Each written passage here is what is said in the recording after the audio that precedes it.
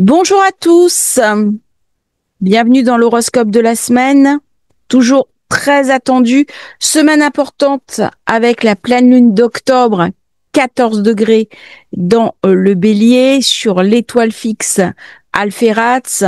J'en ai déjà parlé, elle apporte l'indépendance, la liberté, elle peut amener bien sûr l'amour, les honneurs, l'intelligence, elle peut amener aussi un bon jugement.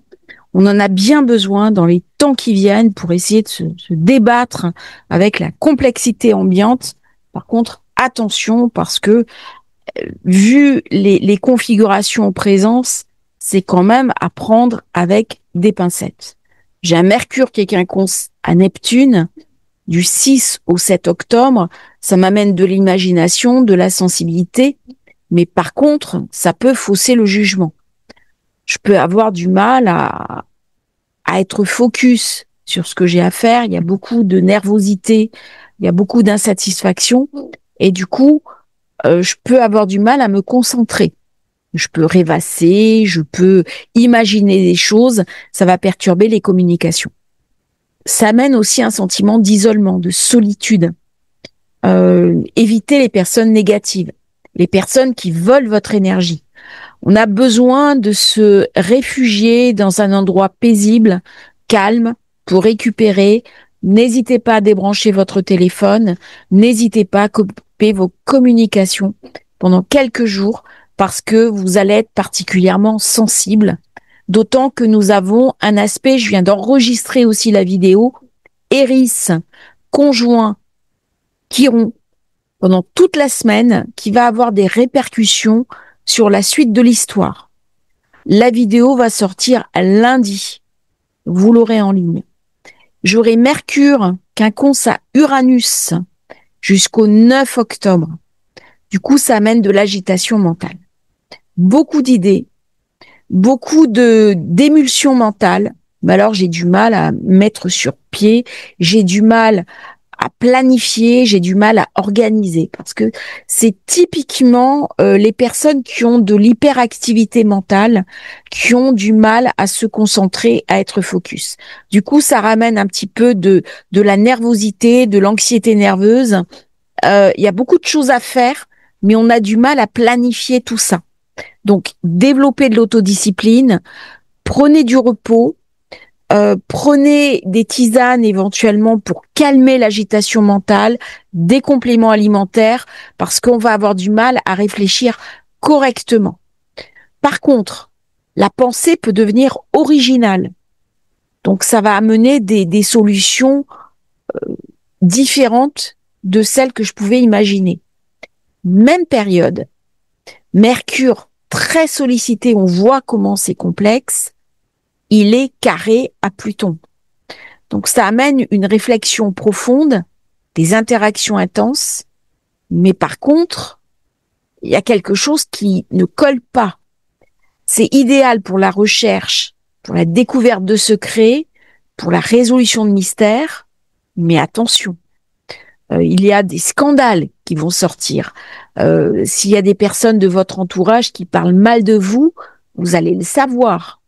Vous allez être très perspicace et je pense qu'il va y avoir des dossiers vaseux qui vont ressortir, peut-être concernant des politiques ou des manipulations financières.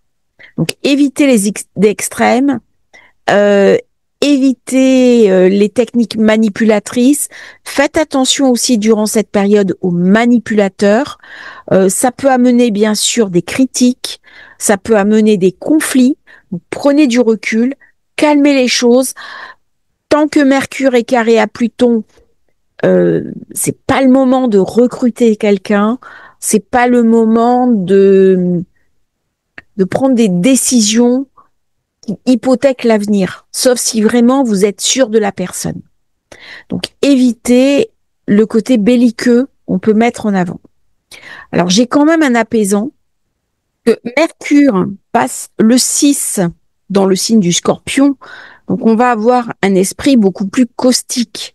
J'en ai parlé dans les vidéos du mois en disant attention, on va avoir beaucoup d'irritabilité dans les échanges de personne à personne.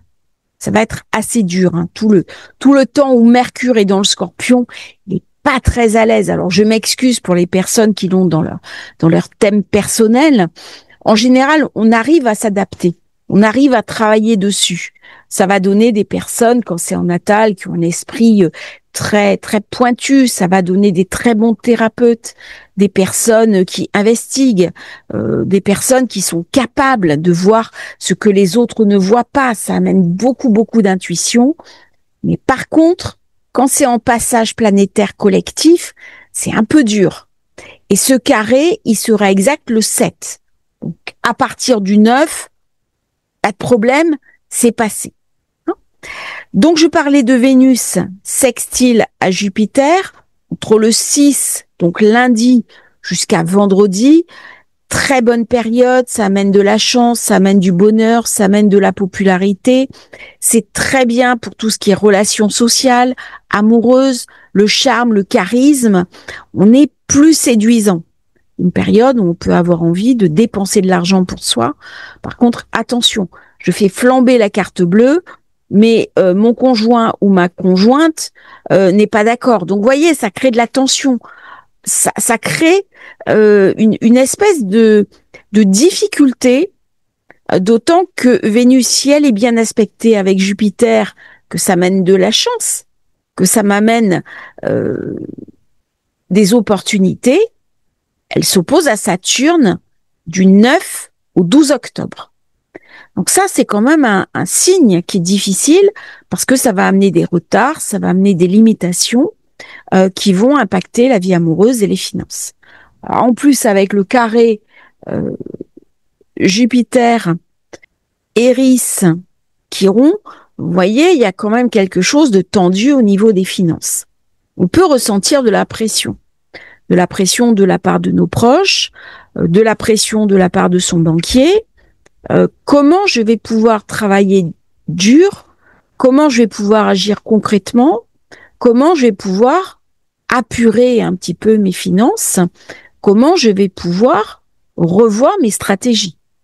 Donc c'est le moment idéal pour se préparer, pour rembourser ses dettes, pour organiser sa situation financière et prendre des décisions opportunes. Lundi, Lune sera en Bélier. Elle aura fait une conjonction Saturne, Neptune. Elle sera sextile à Uranus, sextile à Pluton. Et nous aurons Mercure, bien sûr, qui arrive en Scorpion avec la conjonction Eris-Chiron qui se prépare. Alors, c'est une période très dynamique. On a déjà les influx de la pleine lune. On peut déjà recommencer à faire des choses. J'ai un beau soutien de Jupiter. On peut se lancer dans le mouvement de la vie, même si la pleine lune est le lendemain. J'ai toujours qu'il vaut mieux éviter de faire trop de choses quand on est aux alentours de la pleine lune. Mais là, voilà, on a un très très bel éclairage. C'est une belle journée. Alors, je vais mettre ici. C'est une journée très dynamique, très entreprenante. On peut recruter quelqu'un. On peut stabiliser une situation. On peut créer quelque chose de nouveau.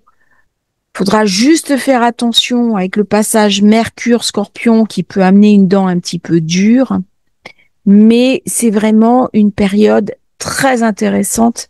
J'ai une pointe de iode qui va se concrétiser Mercure, Uranus, Neptune, Saturne. Si je travaille bien cet aspect, si j'en tire la quintessence, je peux vraiment avoir des informations très intéressantes. Par contre, cette semaine, je pense qu'il va y avoir des secrets qui vont ressortir, des choses qui vont être dites, très intéressantes. C'est vraiment une journée dynamique. Faites ce que vous avez à faire ce jour-là. Très, très bonne période. Mercure, Scorpion, par contre, va amener un petit peu d'instabilité. Je pense qu'il va y avoir beaucoup d'échanges sur les différents fronts de guerre. On va beaucoup parler de la situation actuelle au niveau des médias, de la presse. On voit comment il y a de l'effervescence avec les quinconces, il y a des nouvelles personnalités aussi qui vont émerger, dont on va parler. C'est un peu le mythe du héros quand même dans ces configurations-là. Titre personnel, si on arrive à tenir Mercure Scorpion et en garder ce pouvoir d'investigation, en éliminant le pouvoir de nuisance des mots caustiques, c'est une très très bonne période. Très bonne période pour guérir, bien sûr, ces ombres du passé, ces douleurs, collectivement, ce qui nous empêche d'avancer. On n'est vraiment plus à une époque de culpabilité.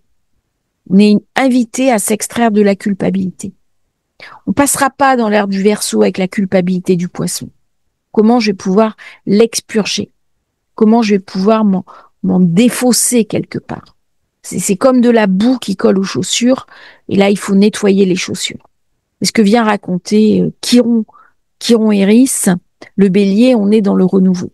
Et là, j'ai vraiment un thème de renouveau mardi. C'est normal, j'ai déjà les énergies de la pleine lune qui arrive mardi. Je vais pas revenir sur mardi. C'est la pleine lune. Moment important. On va nous montrer des nouvelles choses, des nouveaux départs, des nouveaux recommencements. Par contre, le jour de la pleine lune, j'aurai Mercure carré Pluton. Attention aux idées brouillées. Attention aux menteurs. Et j'aurai la lune qui fera bien sûr carré à Jupiter. Ce qui est intéressant, mardi, c'est que le lendemain, j'aurai le sextile exact Vénus-Jupiter. On a vu ce qui s'est passé quand Vénus était au nœud sud, là où j'ai eu les attaques. Vénus-Jupiter, elle m'amène de la protection, elle m'amène du soutien, elle m'amène de la confiance. Et ça vient soutenir quand même les fluctuations monétaires, parce que là, avec Eris, Chiron, c'est hésitant. Il y a quelque chose qui va se mettre en place de nouveau. Il faudra être très vigilant, par exemple, sur l'euro numérique, dans les semaines qui suivent après cette conjonction. Mardi, à titre personnel, comment je peux éclairer mon renouveau?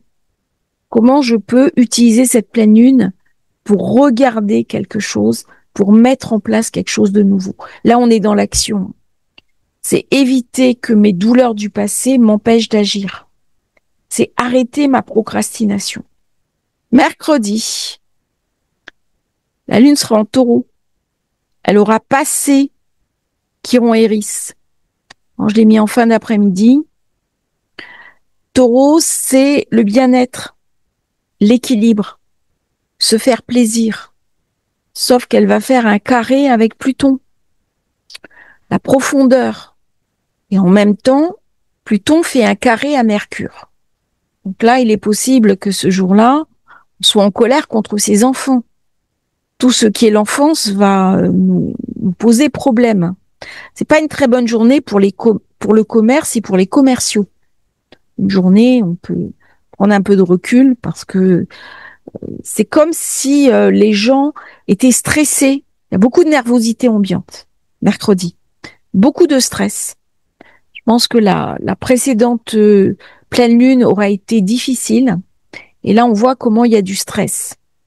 Et la lune s'oppose, bien sûr, à Mercure.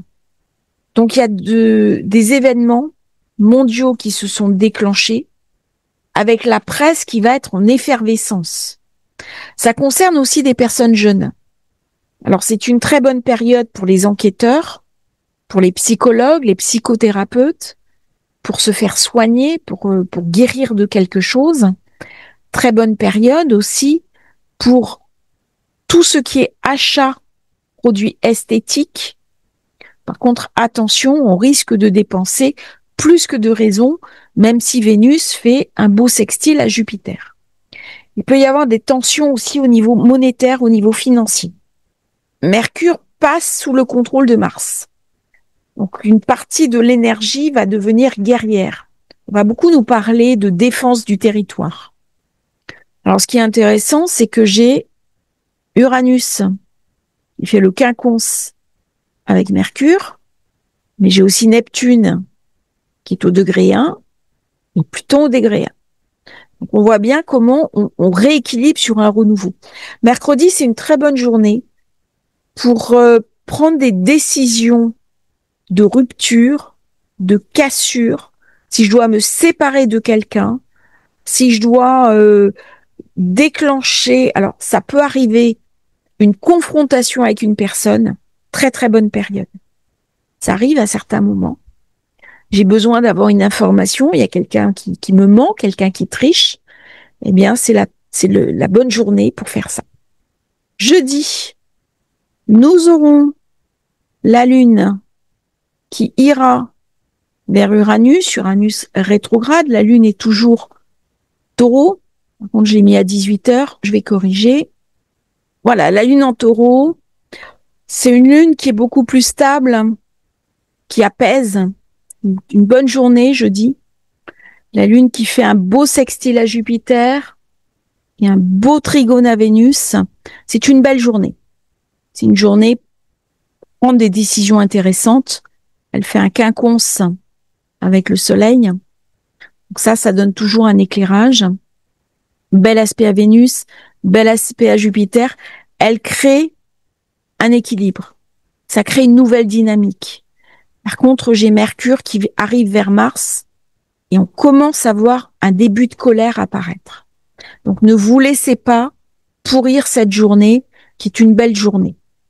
On peut profiter pour prendre du temps pour soi, mettre en place des décisions concrètes, avoir une explication avec ses proches, son compagnon, ses enfants, clarifier les choses avec bienveillance, prendre un peu de temps pour soi, sortez un peu plus tôt du bureau, prenez un instant, ou alors entre midi et 2, faites une pause gourmande, une pause agréable. Ça va être une journée de conciliation et même de réconciliation. Alors, la veille, j'aurais eu la Lune opposée à Mars, mais le Scorpion est puissant, Mars est chez lui, la Lune est chez elle, on est à armes égales. Donc c'est quand même une journée, jeudi, où on aura pris du recul avec cet aspect qui sera derrière soi. Donc on ira vers un apaisement, on ira vers quelque chose de plus calme, on ira vers une forme de sérénité, voire même une espérance. C'est une très très belle journée, jeudi. Vous pouvez vraiment en profiter pour des actes de commerce, pour prendre des décisions financières, pour appeler quelqu'un que vous aimez, avoir un rendez-vous amoureux.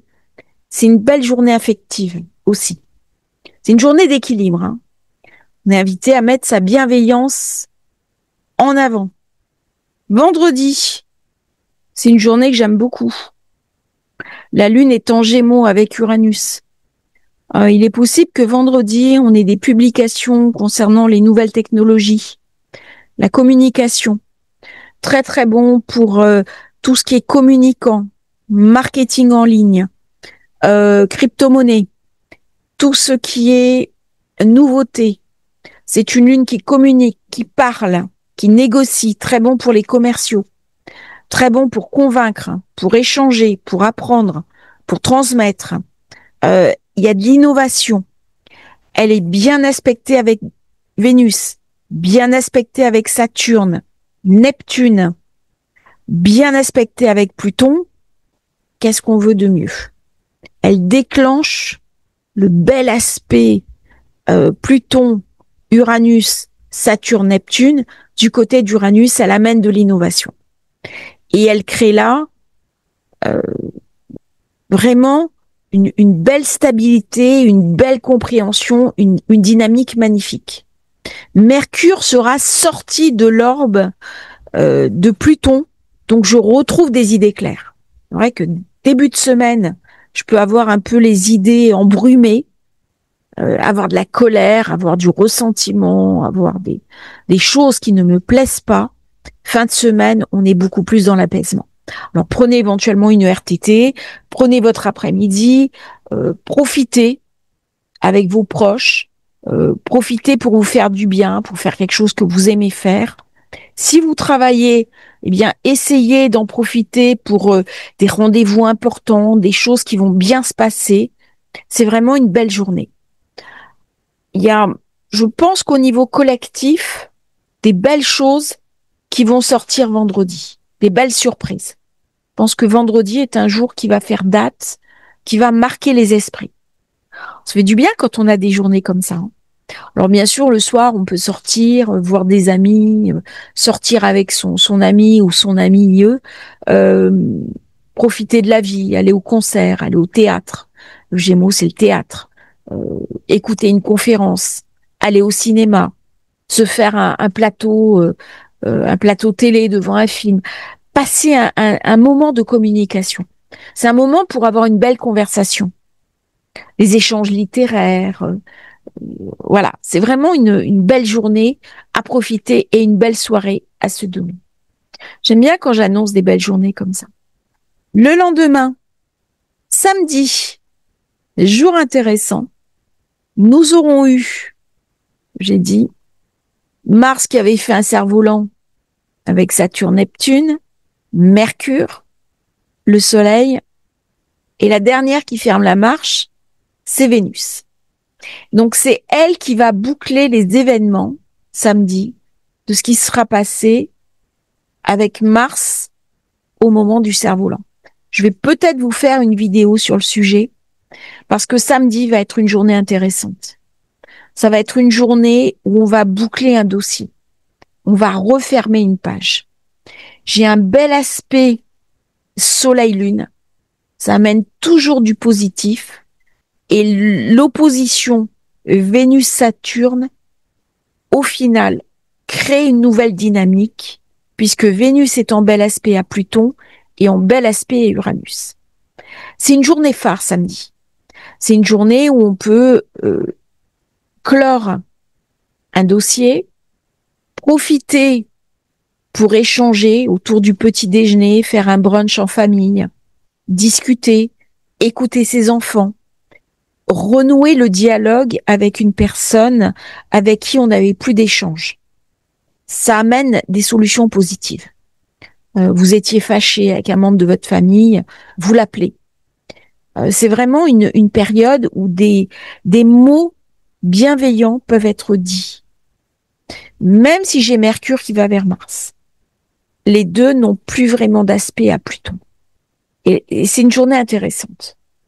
Parce que le côté belliqueux de Mars est un petit peu emprisonné. Donc c'est vraiment une journée pour sortir, pour peut-être profiter de la vie, aller en forêt, aller profiter de l'automne, cuisiner, même si la lune en Gémeaux, elle a plutôt envie de choses intelligentes, intellectuelles, mais c'est le bon moment pour écouter des podcasts et faire autre chose en même temps. Hein, on peut avoir une double activité. C'est une journée où on peut faire du sport aussi. Ça peut être très intéressant. Aller courir, aller faire du jogging. Le 12, dimanche. Alors là, c'est vraiment la journée en famille, hein. Lune en Cancer, beaucoup d'émotions. Par contre, attention, parce que si on me traîne dans des dîners en famille et que j'ai pas envie d'aller, je vais faire la gueule, hein. J'ai un carré à Saturne. J'ai un carré à Neptune. J'ai un carré à Vénus. J'ai un quinconce à Pluton. Bon, soirée quand même, je vais arriver à faire un petit trigone à Mercure. Contraint et forcé, c'est la journée des obligations. Alors, soit je gère mes papiers, soit je gère mes documents, soit je suis obligée d'avoir des contraintes familiales, mais mes émotions vont être mises à mal. Une journée où il peut y avoir des grosses tensions de famille. Une journée où on n'est pas d'accord avec ses enfants, où on n'est pas d'accord avec ses parents. Euh, j'ai besoin que mes parents m'aident, je leur refuse, leur, me refuse de me prêter de l'argent. Mes enfants ont besoin de sortir, je leur refuse. Enfin, c'est une journée quand même de tension dimanche. Collectivement, on va beaucoup parler des groupes, du collectif. C'est une journée qui va mettre l'accent, de mon point de vue, sur des accords qui se font ou ne se font pas. Ça va être une journée où il va y avoir des événements particuliers. La Lune vient colorer différemment le cerf-volant. C'est le lendemain que le cerf-volant va pouvoir s'envoler. Là, il y a quelque chose qui est retenu. Il y a quelque chose qui est bloqué. Et du coup, quand j'ai des gros blocages énergétiques, ça crée des formes de distorsion, ça crée de l'insatisfaction. Alors ce jour-là, on se détend, on pense à soi, on peut rester chez soi tranquille, s'occuper de la maison, cuisiner, faire des confitures, lire un livre, regarder quelque chose, un film, prendre un moment pour soi, méditer, parce que les événements autour de nous ne vont pas nous plaire. Donc c'est une journée où je pense qu'il y a une femme qui va être mise en valeur et qui ne va vraiment pas être contente. Alors une femme politique. Je pense qu'on va parler d'une femme politique qui va faire appel à un groupe, mais il y aura une grosse colère autour de cette femme.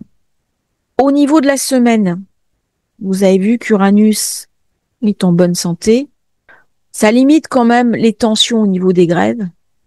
Ça limite aussi les perturbations, aéroports, trains, Internet. Tout ça, même si tout n'est pas facile, ça va. C'est quand même apaisé par rapport à d'autres passages planétaires qui étaient beaucoup plus difficiles. Donc une semaine avec la pleine lune, mais une semaine quand même intéressante où on peut faire pas mal de choses et débloquer certains dossiers qui jusqu'à présent avaient été un peu mis en suspens. Je vous remercie d'avoir suivi cette vidéo. N'oubliez pas de vous abonner à la chaîne, c'est très important pour nous soutenir. Je vois plein de gens qui regardent les vidéos qui ne s'abonnent pas. C'est dommage parce que ça nourrit un peu les algorithmes de YouTube.